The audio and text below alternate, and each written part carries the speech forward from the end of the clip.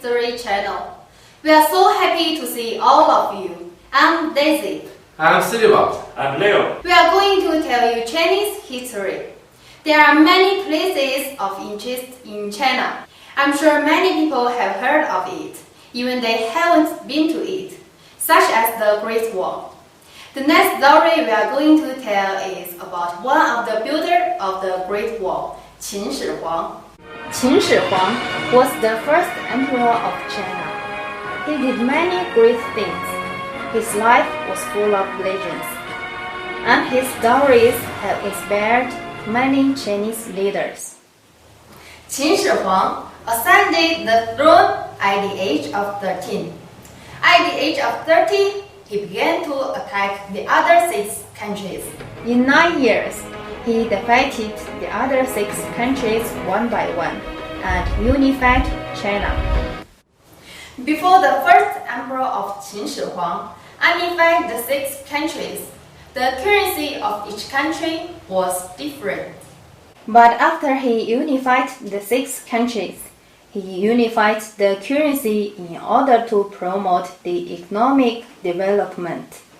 On the other hand, Qin Shi Huang spent 9 years building one of the greatest buildings in China, the Great Wall. In order to develop his military power, posterity called him the Emperor of all ages. Qin Shi Huang died at the age of 50. In his later years, he became fascinated with the art of immortality.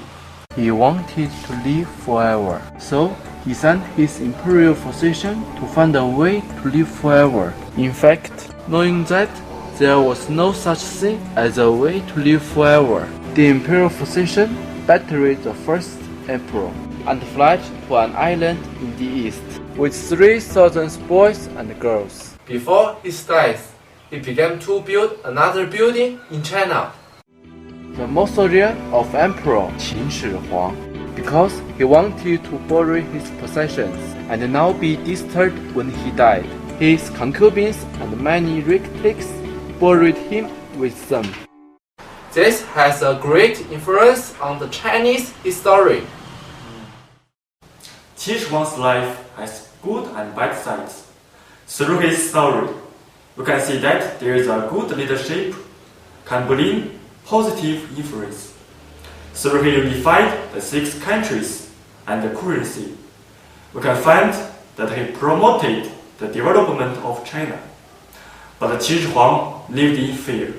He was afraid that someone would fight for his throne, so he killed many people. He also built the Great Wall to protect himself. He was extremely insecure.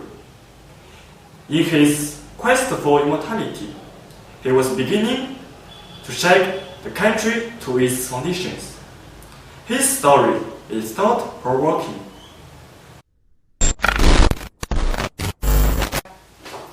Silva, do you want to live forever? Actually, for me, I want, because